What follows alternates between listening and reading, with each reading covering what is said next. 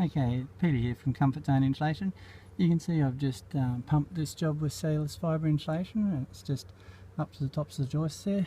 You can see one downlight there right in front of me, and there's actually a number of downlights in this job, and they're all out in the edges, like this one out here, right, and you see that one there, right.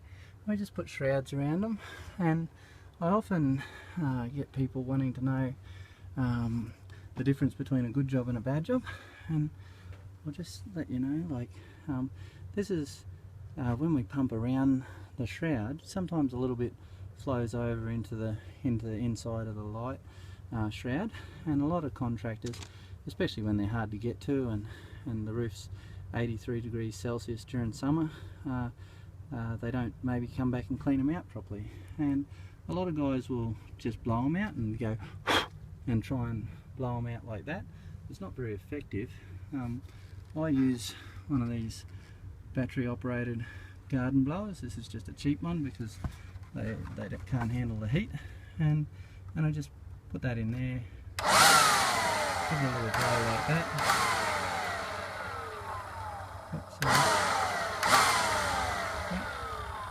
And then you can see now it's nice and clean in there, and there's no dust settled on it or anything like that, and that's how I want to leave the job.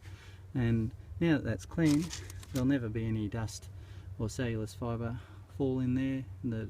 The transformer will stay nice and cool, just the way it normally does, and you might get a little bit of cellulose come through the light fitting itself when I blow that out, but and if there's any hanging in the light, you can just get a vacuum cleaner and suck it out from the bottom, but that's how we want to leave the job, is nice and clean like that. So alright.